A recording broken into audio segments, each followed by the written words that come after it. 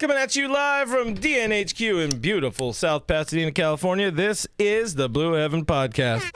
What's going on, Dodgers Nation? Sorry we're coming at you probably a little later than you thought. But if you're listening on the podcast side, everything is great and delicious. Speaking of delicious, my name is Clint. You can find me as Real FRG on Twitter and Instagram. I do not support that statement. It does not represent me. But I am Brooke. You can find me at BrookeMe3. I'm on Twitter and Instagram as well. On today's show, look, we're exhausted. It was a long weekend. There's a lot invested in the Padres series. It felt like you were... Most games, it feels like you're not in every single pitch. Yeah. But against the Padres, it carries a little more weight. Felt like all weekend, all my emotions were into every single pitch that was thrown. I'm tired. There's really bad umpiring that we got to talk about with the one, the only, Mr. Doug McKain, which is going to be great because we all know there's no one like Doug. Yeah, we'll throw to Doug in a couple minutes. We're also going to talk about the walking wounded. We got some updates on injuries and whatnot because, as much as the Padres and whatever will say, oh, we weren't at full health, neither were the Dodgers. And if anything, they got more unhealthy as the season and the series went along. Can relate. Well, a whole bunch more. We're also going to announce the winner for last week's giveaway from Elite Sports Collectibles and yada, yada. So... Before we get into the show, we got to remind you this is a podcast, so go ahead and hit that subscribe on iTunes, Spotify, iHeartRadio, all the spots that you want to listen to us. We're there. We are there, and you won't regret it probably. I don't know. You can always unsubscribe. I don't know what to tell you. And subscribe to us on YouTube, youtube.com/DodgersNationTV. It's probably the best place you can do it. Subscribe, hit that notification bell. You probably will be glad you did. Probably. Guys, don't forget, this is a live stream, so make sure you drop into the comments. Let us know where you're repping Dodgers Nation tonight. Well, let us know where you're watching your Dodgers play in Seattle. I don't know if I'm reading this correctly. I hope that I am. I think Luis is checking in over on Facebook from Gold Coast, Australia. I don't know if that's a place or like their a brand, but I'm going to assume that you are in Australia and you are representing Mr. and Mr. Worldwide once again. So thank you for that. We got Roach in the stream. He's saying he forgot to enter. Don't be like Roach. Don't live in San Bernardino. Just great advice. Do not be like Roach and do not live in San Bernardino. I got the hiccups. Perfect time for the hiccups pop up. Do more. I gotta do that as well. Ari's very excited to have Doug on Blue Heaven. Doug is a consistent request on the Blue Heaven podcast. Doug is the greatest hero of our generation on Dodgers talking.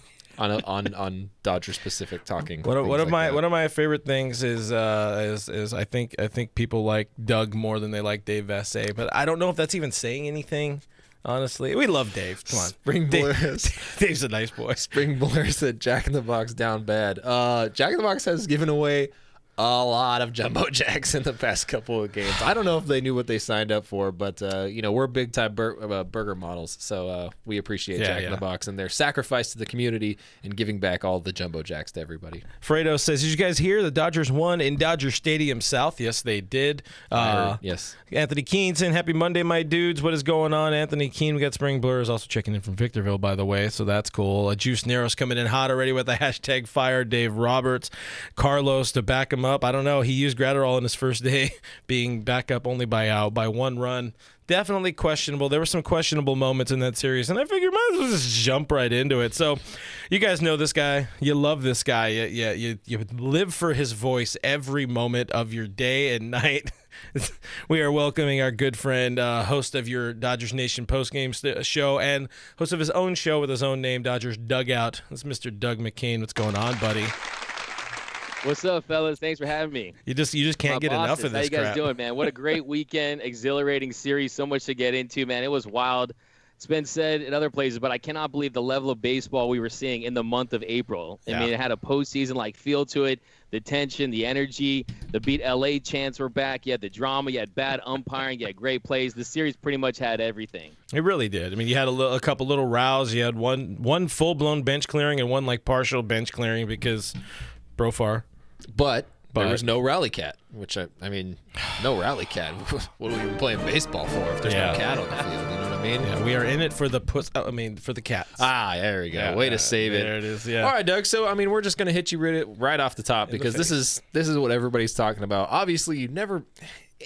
I'm not one of those fans. I'm not one of those guys that's like walks away from the game and I'm like, we lost that because of the umpires or we lost that because of the officiating. I've never been that guy.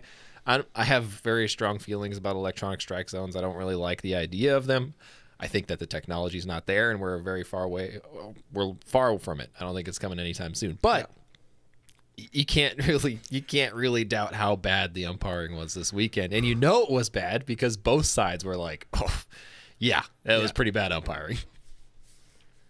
It was terrible. I mean, the level of incompetence is just ridiculous at this point. I mean, especially when you consider that what the Dodgers do at an elite level is their strike zone awareness, is their play discipline, and they can't play their game if they're taking balls that are ruled strikes. I mean, it's ridiculous. I mean, you saw Justin Turner top of the ninth. You saw Justin Turner earlier in the game. Then the call to Chris Taylor. Those are just clearly not strikes. I don't know if the plate has wheels on it or what it is. I don't know if the umpires owe Tony Soprano money. I don't know what it is, but the umpiring just seems to get worse and worse every year. And this year, it's just really jarring just how bad it really looks. Yeah, it was something else. I think it was a low 90% score for everybody. Tom Hallion was all over the place on Saturday. Phil Cuzzy was just different level bad, a different level of bad on Sunday. And I see the arguments. People talking about, it was kind of even for both sides, but like you just said, I think you nailed it, and I don't think enough people have taken that stance on it. Like, the Dodgers live on those walks, and they would have worked. I mean, you can't count. You can't really pontificate or prognosticate on what would have happened, but now these dudes were out here masturbating the whole time. Hey, see what I did there? It was a baiting because the umpires were a bunch of jerk-offs is what I'm saying. But go ahead. Why don't you tell me about that real quick? Go ahead. Yeah, I mean, it's absolutely, you're absolutely right. I mean, they live on the chase, is on the low chase rate, the strike zone awareness. And yes, I mean, if Fernando Tatis Jr., if they had gotten him out in the bottom of the 8th inning and it was only a 1-run game, then we'd be really yelling at the top of our lungs right now, because if Justin Turner gets on, I mean, this team can manufacture runs in late innings better than any team in Major League Baseball. They're first in the league right now in walks per game, so that is their game, along with, of course, slugging and timely hitting. But to take that advantage away from the Dodgers, I mean, this is a team that is going to win, is going to finish with the best record in the league. But look, I mean, some of these games that come down to a strike here and a strike there, if they're in contention for that all-time record, 116 wins in a regular season, we might look back and be like, hey, would the umpires cost us the right to be like an all-time great team? That's what I'm worried about. But like you said, too, it was going both ways. Trevor Bauer definitely benefited from some calls during that game as well. So at least if it's consistently bad on both teams. I was watching on one of the streaming sites along with the game, the Padres one. I like to have the Padres one and the Dodgers one at the same time to see how they're vibing differently. And even their dude was laughing at some of the calls, like the ball to Chris Taylor. So I mean, look, man, it's one thing that it's like that Crips and Bloods meme where they're holding up the rag. You know what I mean? It's like the Padres fans and the Dodgers fans are both getting the bad calls. It's going both ways. So at least that feels good. But, yeah, I mean, it's so frustrating because I do think it's been a really great start to the year, especially if you're a Dodger fan, that exciting series. You just don't want to have bad calls like that, and it's just so blatantly obvious. But, I'm not sure what the answer is right now. I do think they need to hold them to a different level of accountability. But, I heard some stuff on the post-game show yesterday. Everybody wants the robo-umps. Like, are you guys on board completely with the robo-umps? I think that, in terms of longevity and what you're looking at, I think that eventually that will be there. I just don't think we're at that point yet. I mean, we asked Trevor Bauer about it when on a Zoom call, and he was just like, I don't think it's a bad idea, but I think we're a long way away from that being ready to go. He's like, it's just not there. It doesn't read it the same way that the human eye does. It doesn't quite understand that even if you touch the zone, it doesn't necessarily mean it's a strike.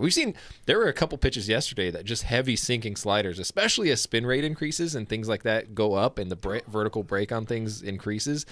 It's going to miss. It's going to be like, oh, it touched the zone technically, so it's a strike. It's like, yeah, but the catcher caught it at his toes. There's no way that's a strike. So how does that work out? So I'm not on board with it necessarily. Jags over on Twitch, which we don't have a lot of Twitchers, so that's pretty cool to have another Twitcher on. Welcome.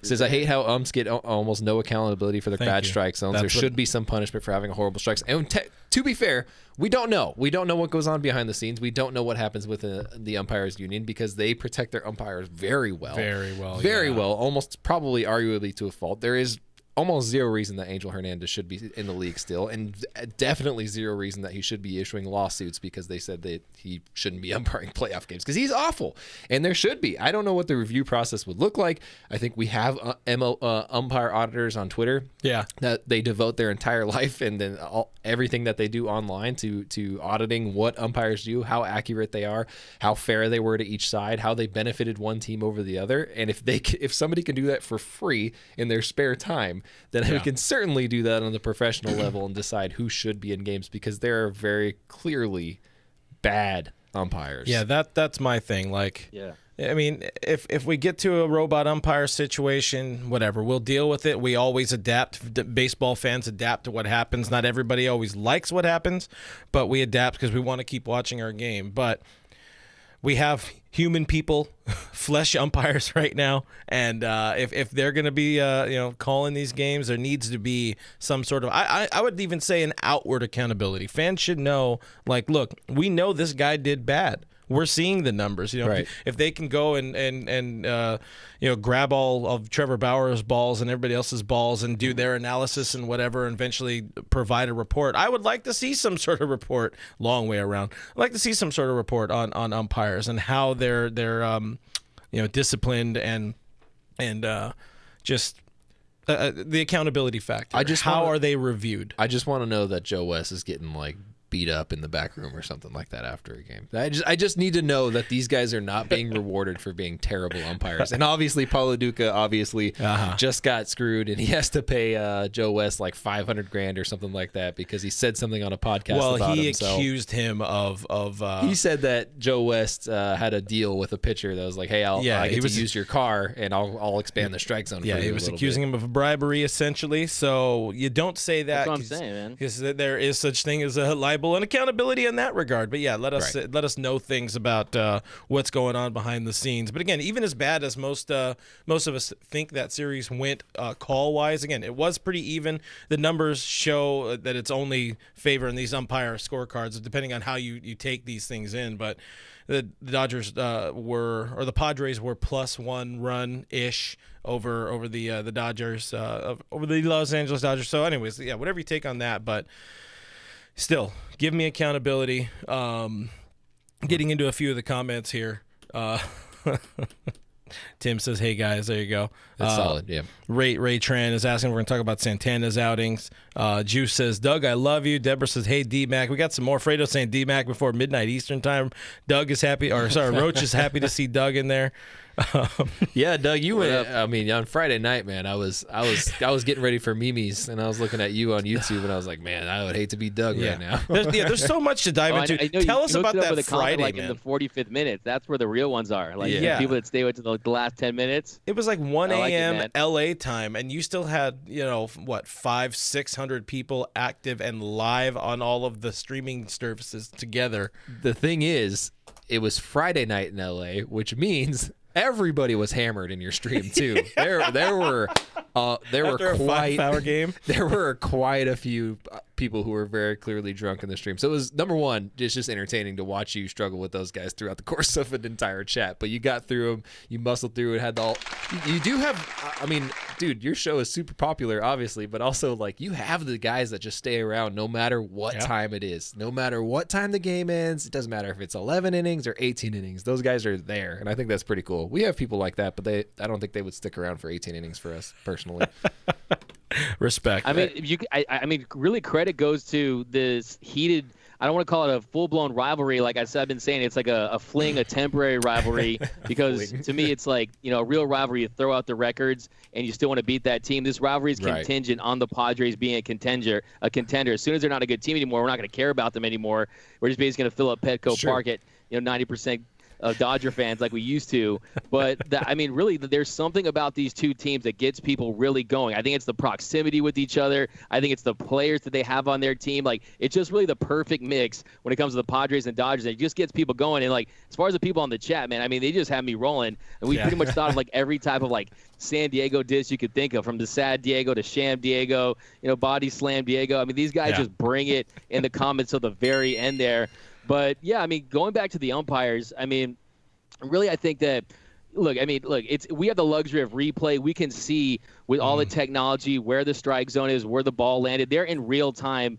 And someone on the chat yesterday actually had a really good point saying we need to put the umpire behind the pitcher again, which I thought was pretty funny, like old school times. Which maybe you have both. Maybe you have like an umpire behind the catcher, behind the pitcher, something like that. But really, when it comes down to it, I think too, it's like you mentioned on Twitter. People just dedicate their whole Twitter presence to evaluating umpires. Whereas, look, you can see cut and dry, whether it's a ball or a strike in baseball. Other sports, like a basketball referee, no one's out there debating like block and charge calls like this. Maybe Rex Chapman, back in the day, or PI calls. There's a lot of like more subjective stuff in other sports. But we can, we know what a ball and a strike is. And look, I mean, Justin Turner really has a big gripe. I saw his wife went to Twitter. I knew that was coming. I could feel that coming the whole night. Like she could not just go get over with already. But look, like you said too, we're not going to blame the series on the umpires. We still took 2 games out of 3. Yeah. The bats were just ice cold yesterday. You had 3 hits in yesterday's game. They hit like 166 for the whole series. So. Look, I mean, it's fun to dog on these umpires, like you said. I mean, it feels like they all went to the Angel Hernandez School of Umpiring this year. But yeah, I mean, it is. It's good that I think that they need to address this early on this season. And you've seen just throughout Major League Baseball some of these missed calls, some of these just horrific strikes. And like a high strike, I mean, if it's passing the Dodgers word mark and you're getting them the high strike right there, it's just getting ridiculous. But this season feels umps too. It's like, man, I mean, like Joe Davis, I can tell Joe Davis seems like during the broadcast, he doesn't seem like he's a big proponent of the robo umps. He wants the human element of the game. Yeah. And I'm with him on that too, but I do think there can be some type of happy medium where they can have some electronic aid to try to help them make calls. I don't really have the answers as far as electrode up their ass. Setting some type of electronic strike zone and have them be able to just have some type of aid where they're just not going on their just own judgment. And I don't know. What do you guys think is the best way to keep them accountable? I like Eric here, our boy Eric Ulo. We got the whole family here. There, you guys haven't watched it. Watch 3 Up 3 Down here on our Dodgers Nation YouTube channel. He's saying, can we all agree to get rid of the static strike zone on the broadcast, because that's probably would drastically change the reaction. Because number one, it's not an official strike zone. That's not officially where they call balls and strikes. But number 2, all things considered, when you look at misses, a big miss for a Major League umpire is 3 to 4 inches off the plate. In real life, that's pretty damn close. That is a really tight, to the human eye. I think you and I were throwing a little bit. I was standing behind you when somebody was throwing to you, and I was like, I can't tell where that ball is. I couldn't get paid to do this for a living. So, look, we'll probably fix this moving forward. I don't know how the hell we're going to fix it. If you guys have recommendations, drop them below. We'll find them a little bit later. But, I mean, overall... At the end of the day, the Dodgers take 2 of 3. In my mind, always sucks to lose the first game. Always sucks to lose the last game. Yeah, we've talked a lot here about the umpires. Let's dig into the games a little bit there. Again, 2 of 3. Not a terribly clean series. Both teams weren't overly healthy, we'll say for sure. For the LA side of things, I think you had already mentioned it. The bats didn't come out overly hot. So is it the bats were quiet? Maybe just too many runs before, or were they tamed by better pitching? Well, go ahead. Give me your thoughts on that. Go ahead. Yeah, I mean, you saw yesterday was a rough day for the bats. Who definitely came out cold, couldn't get anything going. Chris Taylor just hit a tank job there in the second inning. Will Smith had that 1 hit, but really, Corey Seager was quiet during the whole series. Mookie Betts, he had that double in game 2, but for the most part, you didn't see the Dodgers just really – it was nice to see Luke Raley get that home run. I think they had 4 home runs total in this series. So, you'll take that against the Padres. But, look, you got to give credit. They have a really good bullpen. They definitely have a really good bullpen down in San Diego. They have quality arms out there. Blake Snell, he really settled down after he gave up that home run to Chris Taylor. Did throw a lot of pitches, but they got it done from the bullpen. And then Darvish, he pitched well. It was pretty much a pitcher's duel until Clayton Kershaw got that ribby walk there, which was just a fantastic at bat. He got him fouling out pitches. Don't piss off the GOAT. You see what happens yesterday. But really, I just think that they're a quality team that put a lot into that series. Weathers also settled down on Friday night. So, look, the Dodger team has been hot all year, and they have one, the top OPS in the league, one of the best offenses in all of Major League Baseball. But it's not going to be easy. You got 16 more games against the Padres, And they're a team that definitely has quality arms, and they still haven't gotten, Dinelson Lamet back. So, I mean, we'll see. But I do think that, look, it's on the road. We still exploded for 11 runs in game 2. So when it mattered most, we were still – anytime they took the lead, we came back, and you saw the big hit from Seager there to take the lead late. And then you had the really nice surprises, too, with Dennis Santana getting the big punch-out to Fernando Tatis Jr. And I think David Price really, to me, was my big takeaway. One of my biggest takeaways from the weekend was the growth of David Price. I mean, he's getting punch-outs. He's really acclimating to that role as a bullpen piece. You love it. He's fully embraced it. And that's something I can remember. I think Jimmy Nelson also stepped up big. But the two guys that didn't really pass their Padres test, I would say, is Corey Knebel. And then that's a tough spot for Brusdar Graterol yesterday. I don't care what you say. That's a tough spot to put in the guy, his first appearance of the year against the Padres. Did have a nice strikeout, but, I mean, look, this offense is going to score runs, and I think yesterday was really just kind of an aberration. Well, I think the whole series, I mean, you look at some of the decisions, and that's what we pay ourselves to do, is look back at things that maybe Dave did, or just moments in the game or whatever, and this kind of felt like a little bit of Doc gonna Doc, and particularly in that Sunday game, in last night's game, or yesterday's game. I mean, I think he said after the game he looked to stay away from a few guys, and didn't it feel almost like he punted on third down? Like yes. To me, it had that feeling where it was like, hey, we're still in this game. What's your plan of attack here? Because it doesn't feel like you're trying to win this ball game at this time. To me, it felt like he was trying to keep guys fresh and healthy, which I understand. Over the course of a 162-game season, it's a grind, especially coming off of 60 games. I get that entirely. You got to keep, especially your elite arms, you got to keep them elite. You got to keep them ready to go. It matters in October. It doesn't matter so much in April. Understand that. It did feel like he punted on third down a little bit, though. Bringing Brusdar in that spot. It was cute, dude, but not the right call. I mean, the second it happened, you were like, there's no way this is going to work out. Number one, I mean, first day back. Let's just call it that, what it is. It's his first day back. Number two, it's not like you're throwing him against the Rockies. You're throwing him against a very, very high-powered offense. Number three, you threw him right against the heart of the order. I mean, he comes out against Manny Machado, Eric Hosmer, crushing balls. I mean, like, you're not setting him up for success here. You're bringing him in and being like, look, man, I know you just got here, but go ahead and jump in the fire, and if it goes wrong, that's on you, so good luck. And didn't love it. Didn't like that situation. I understood he needed to keep arms fresh. I thought he could have done a better job of that.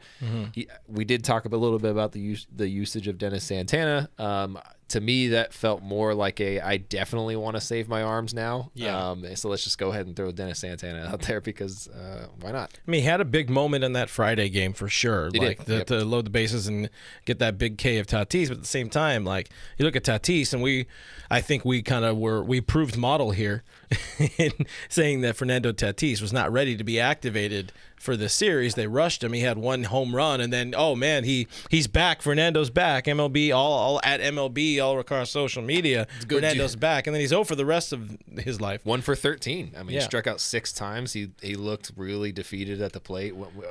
We got a lot on offense. We got a lot of stuff from Padres fans that was like, look at you guys crying because Fernando Tatis is coming back. I'm like, I'm not afraid of Fernando Tatis. Definitely not right now. When he's healthy, I'm terrified of that guy. He's a monster. But I know he's not healthy. I know there's no way that he goes down as hard as he did, comes back to 100% full health. There's no way. And you saw it. You expected it. Anytime his hand came off the bat, you could tell he was like, oh my God, like, I got to calm down a little bit. Yeah, and that's not his game. But for me, all right, so I mean, I feel bad for you could tell, like, if you're a Padres fan, every time he takes a swing, you're going to be holding your breath for the rest of the year. I mean, it's just, it was clear that of course he had a home run. I mean, he had all the errors, but he did have a home run, but he did not look like he definitely didn't look like he's far from 100% out there. To throw him back there against the Padres, against the Dodgers in this series, I think was a big risk if you're San Diego. But I agree with you 100%. It did feel like they punted on that game. You pretty much deploy your lowest leverage relievers in that situation when you already shuffled the rotation to put your big three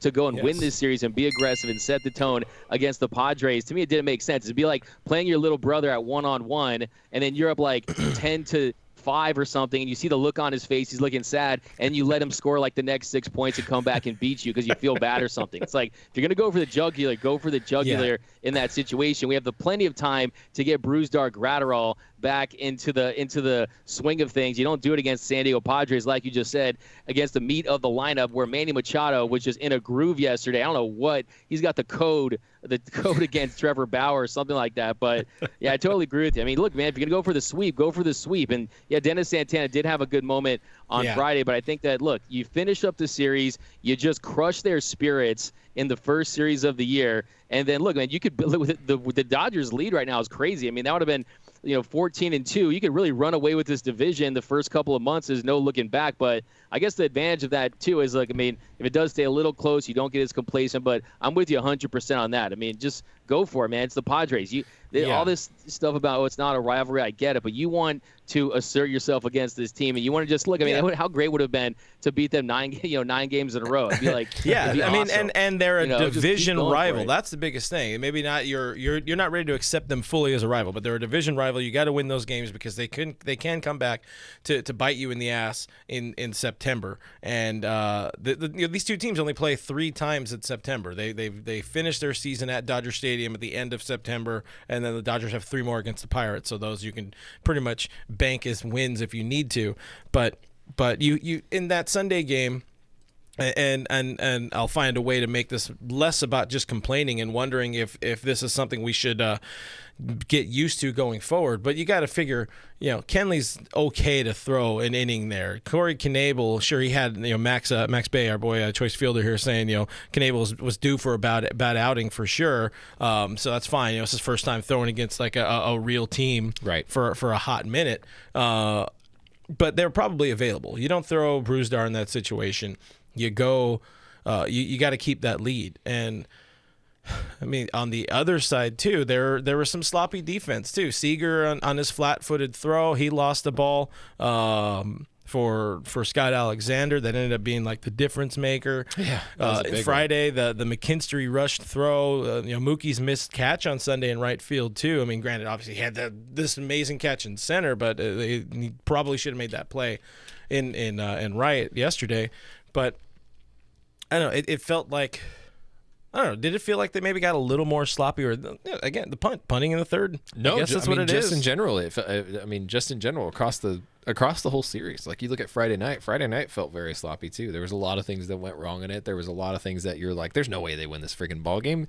I mean, up until Seager hit that home run in the extra innings, it didn't feel like the Dodgers were going to win on Friday. Like, pretty much at any point during that game did it feel like they were going to win, because there was just so much going wrong for them, so much working against them. The only thing that wasn't working against them was the fact that the Padres just cannot hit with runners in scoring position, as demonstrated like by every extra innings part of them. And I mean, it felt weird. It felt bad throughout the course of it. It is what it is. We took 2 or 3 at the end of the day. That's all that really matters. I'm not going to complain about it. I don't look forward to this weekend. I'm going to be honest with you. I don't look forward I don't like investing myself that much into every pitch. I like investing myself that much into every game. That's a lot of fun, really entertaining. But every pitch, man, it is mentally and even physically just exhausting to be involved in every ball thrown. Doug, it is hard. Doug, before we let you go, man, so like Brooks alluding to here, we got 4 more of these this weekend. Can our heart survive this? Like, it's not the pain of, we might lose. It's just like Brooks saying, the intensity, like how much we need to stay. We feel the need to stay involved in these games for every second, every moment, every pitch, every step. What's your pro tip to surviving these games, besides listening to both the Dodgers and the Padres podcast or broadcast? Look, I mean, I'm not gonna lie. I love it, man. I love it. I love the competition between the Padres and the Dodgers. There's just something that's personal about this matchup. And I guess my tip is just, hey, man, just continue to live in the moment and focus on the game, and just wish hard against the Padres. I mean, I think that really to me, like, it does feel like a postseason atmosphere between these two teams. And I think that what it comes down to it is, you just think about it, it is still a 162-game season. A loss versus the Padres would not be the end of the world, okay? It wouldn't be the end of the world at all, but you just want to continue to beat down on our little brothers down in San Diego. But, look, I mean, just enjoy the games. I mean, look, we're going to watch the Mariners game tonight, and, it's going to be great. Baseball is baseball.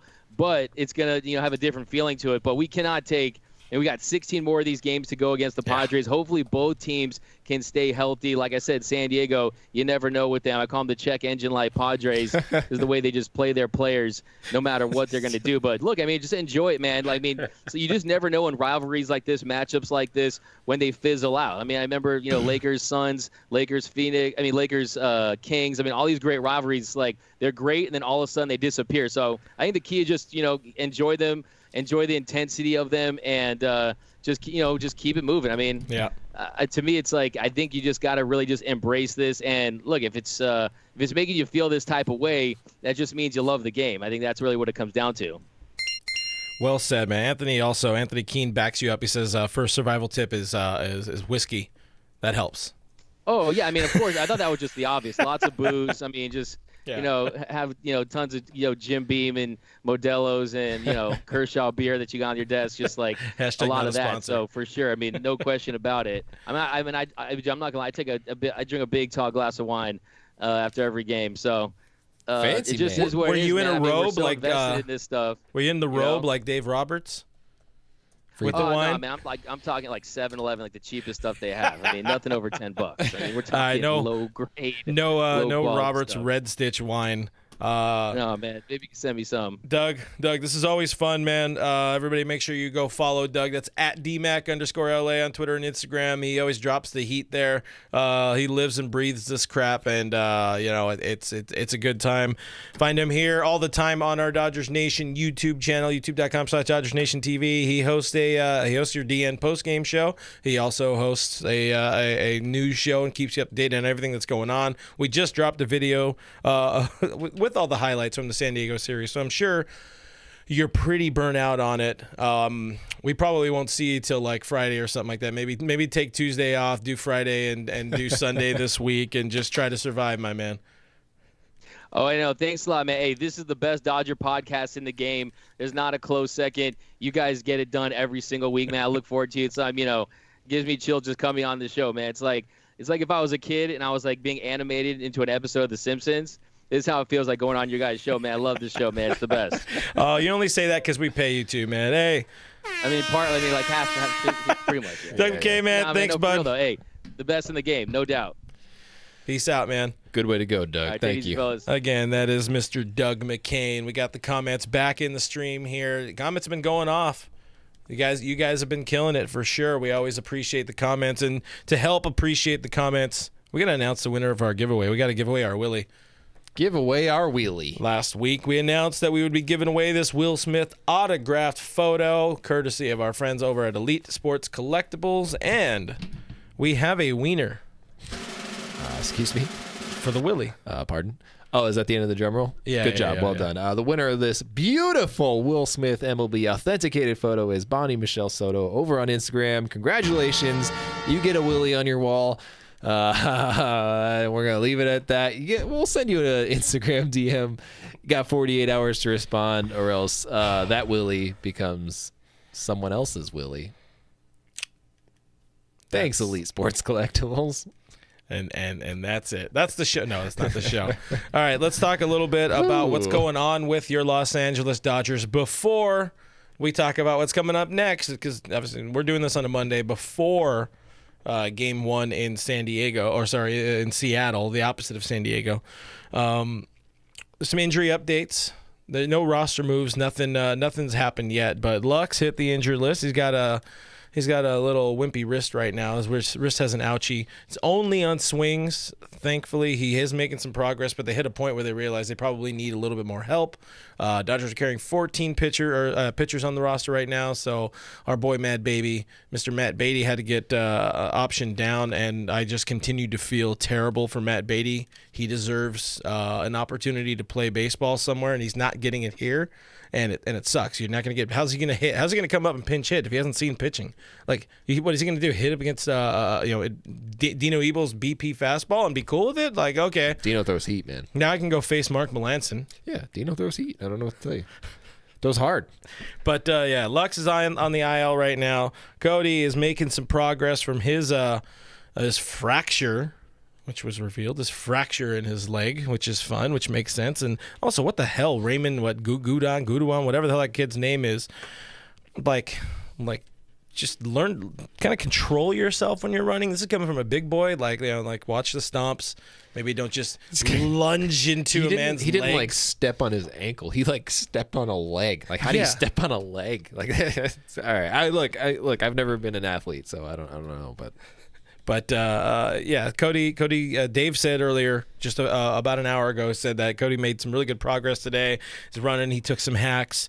I think he said he did some drills in the outfield too. Like he's getting closer. You might see him for this next series in San Diego. But luckily, the Dodgers don't rush their players, so that's a good thing.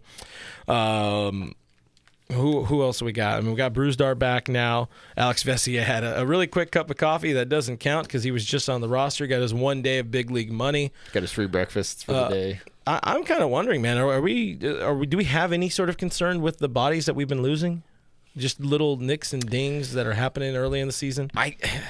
A part of me wants to be like they're just playing this pretty conservatively this early on, and they want to keep guys healthy, and that was definitely the thought process early on. It seems like, but to me, it almost feels like things are getting a little bit more serious as we get further into the season. Mm-hmm. I think Cody Bellinger's was obviously pretty serious for a decent amount of time. I think they played Mookie's just very safe, and obviously you want to protect Mookie at all costs, and that was the right call.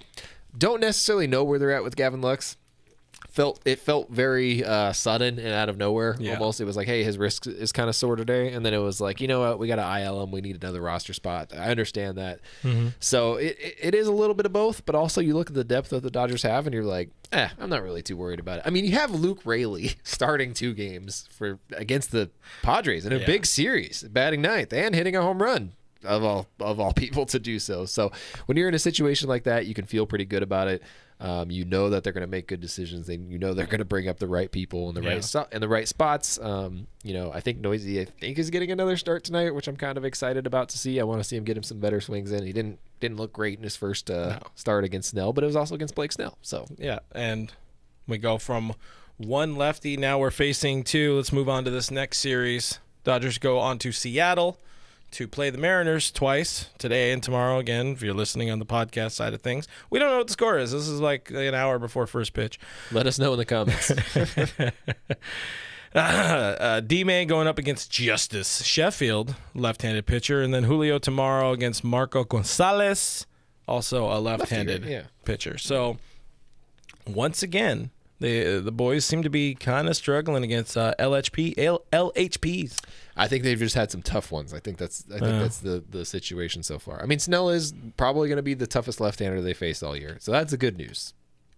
I don't really have any other bad news, but yeah, I mean, the bad news is they're facing 2 lefties. Is that bad news? I didn't look up any of the numbers, but I think Mookie is 0 for the season against lefties. With Ray F here on YouTube pointing out CT3 is so underrated. I mean, that we would be in a lot of ouchie without Chris Taylor happening. We have a prediction: Dodgers 12, Seattle 2. So if that happens, go to Fernando. You can have my right shoe, not my left one. I need that one. But your right shoe's your driving shoe. I don't drive with shoes. I take one off. You gotta feel the road, you know. It's a homecoming, by the way. CT3. People bringing it up. Going home to Seattle. Does he get a standing ovation? I feel like he deserves it. How and also, I don't think he's getting a standing ovation. And also, where is Zach Lee in all of this? I think Zach Lee is in a beer league. I think somewhere. I don't know what he's doing nowadays. Man, Zach Lee is just one of those dudes that, like, if he did not lead to CT3, Dodgers fans would look at him very negatively. Yeah, like Darren Dreifert level of negative, and that's rough. That's a rough life to live. But I don't know. Does it help? Does it help him at all knowing that he ended up with a CT3, and that's why we don't mind him so much? That's a rough life, dude. I can't imagine him feeling overly good about being a folk hero in a trade. Like, he's not going to get called back for the alumni game in 2030. I mean, he might. Oh, man, he was bad. Let's see. I have the numbers here in front of me. 238 is the team batting average heading into play on Monday. 238 against left-handed pitching. 5 dingers, 23 ribs. Not great. OPS under 750. you hope they start figuring out how to hit some of these guys, because there are some pretty good left-handers in this league, and you're probably going to face some of them eventually in the playoffs. So if you're rendered almost useless against them, teams are just going to build their rotations and their bullpens to beat you. And the Padres are going to trade Yu Darvish for a left-handed pitcher. They're going to trade Mike Clevenger for a left-handed pitcher. Did you get a chance to hear the Dylan Hernandez thing? Yeah. Okay. So we weren't going to talk about it, but this is fun. Your boy, everybody's favorite Dodger hater, Los Angeles Times columnist Dylan Hernandez was on AM with our friends at AM 570 today, and he talked about how Yu Darvish is leaps and bounds, or however he said it, leaps and bounds better a pitcher than anybody on the Dodgers staff, including and taking into consideration the fact that he got beat or outpitched by Clayton Kershaw. Like, just, I don't even know where to go with that. Like, why write about the Dodgers if you hate them actively? And also, no. Look, I know he's a big Yu Darvish fan. We've known that for a very long time. He was very excited when he came to the Dodgers, so I understand that. But also, I mean, you don't get to be his personality and get away with that. Like if you and I were to say something along those lines, we might get away with it. We like Yu Darvish. We've given him a hard time in the past. Since then, we've made amends with him. I did that article with the Japanese reporter Yoshisawa.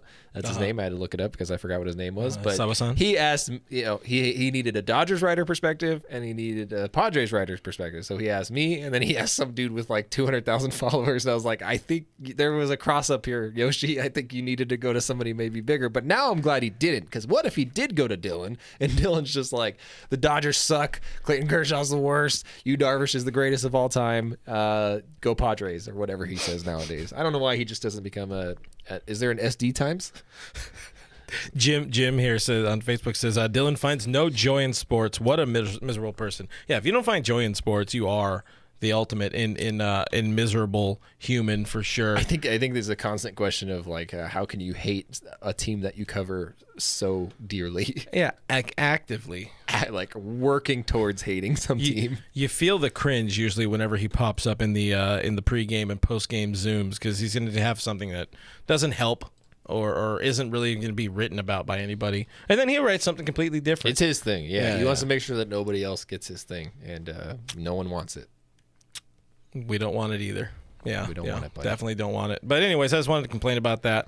I like that. Give us your what's it called? Your predictions here for this Seattle series. Do we win 2 or do we win 3 of 2? We win 3 of 2. I think we split the series in this one. I think they're gonna need some time to recover. I think Doc is gonna make sure guys are rested up for the Padres series. I think tomorrow, especially, we might not see a lot of the regulars in the lineup. Yeah, back-to-back days off. Dave loves doing that. Yeah, he's going to get some guys 2 days rest going into that 4-game series, and then he's going to go, especially relievers, I think is going to be a thing, and he's going to ride him hard during the ride him hard during the Padres series.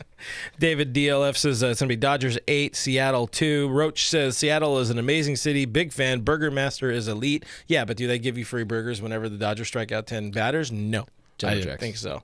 Yeah. Just saying. So did we find out if Noisy was in the lineup tonight? We didn't get a chance to look at it. Okay. So your boy Sheldon Noisy. Hopefully he makes some noisy with the bat. Look, I've never met an athlete named Sheldon before, but hoping for good things. Roach says 21-4 Dodgers win. 21-4. Yeah, why not? Let's go for it. Mark says Seattle sucks and it's always raining. Oh, we have conflicting arguments here. Well, they have a roof, so it doesn't matter. Ari says young Sheldon Noisy. AJ, there's your next one. Just saying. Dan Perdue has a prediction. Seager will have an error, but which one? Just to bounce around to fill the last couple of minutes here. Are we worried about Siegs at his defense right now? He seems a little... Look, man, I've said for the past 5 years now that Corey Seager's not a shortstop, and I've gotten a lot of flack for that, by the way, over the years, and I would like an apology or two. It's not a knock on Seager. It's not. It's just looking at him physically, is looking at how he moves, his mobility, his arm strength. There's a lot of things about him that scream, I am not a shortstop, and I think before he was even drafted that experts came up with that opinion of him. Like, yep, he might be a shortstop for a few years, but down the line, he is definitely not a shortstop. And people have said maybe he'll end up at third base, maybe he'll end up at second. Even some people have said maybe further down the line, he'll end up a first baseman. Who knows? But look, I'm right again. I'm always right. I just feel like people need to recognize that we are always right. We said David Price was going to be a very good bullpen piece before that was even a thought. Look at him now. You're welcome. We thought of it. We're the managers. My name is Andrew Friedman. That's Dave Roberts. Hello, I'm Dave. Good to meet you. I do wins. What is it? External Void says Seager's a shortstop and Kenley's a closer. In jest, there you go. As much as that, Fernando's saying, go more of a third base player. I don't know. We'll I guess he doesn't necessarily have the range, but does he have the arm for third? I don't know. I think he does have the arm for third. I don't think he has the arm for short. You definitely, you play deeper in the hole at short than you do at third. It doesn't look like it's a longer throw, but it often is a longer throw if you have to move it all. He is not by the way, absolutely not a throw on the run kind of guy. Absolutely not. And that is a big thing for shortstop. Mm-hmm. It is not a big thing for third base, though. That's not a position you often throw on the run. Unless it's that swinging bunt play coming in, doing the Adrian Beltre. And that's fine. A lot of third basemen can't make that play anyways. Anyways, we'll button it up here with Ray Tran giving us words of advice. Hey, things may look down, but we got the best record, and I'd hate to be the Yankees because woof. The Yankees suck. The Yankees suck. Anyways, you guys can find us on the internet. We live there. You're watching us there now. But go to DodgersNation.com. That's a place where we do words, and you could read them. Subscribe to Blue Heaven. We are on iTunes, Spotify, iHeartRadio, Pandora, Stitcher Radio Player, everywhere your podcasts are available for free. Subscribe there also. It would mean a whole bunch to us if you subscribe to us on YouTube. YouTube.com/DodgersNationTV. Hit that notification bell. You will be glad you did. You'll be so glad you did. You get to see Doug every day, and what a treat. What a treat it is to see Doug. Guys, I'm Matt Brook. Meet 3, this guy over here. At RealFRG. We're both on Twitter and Instagram. Make sure you stay with us all season long. We're tweeting. Will I make it? And being angry. Will I make it? No. Nope. Didn't make it. We are at Dodgers Nation on Twitter, at Official Dodger Nation on Instagram. Make sure you check out our page because we got stuff going on all the time. Mostly good things, sometimes bad things. We appreciate you guys for hanging out with us. Thanks for your questions. Thank you for your comments. Go Dodgers. Let's get another winning streak going tonight. Start another 8. Laters. Bye.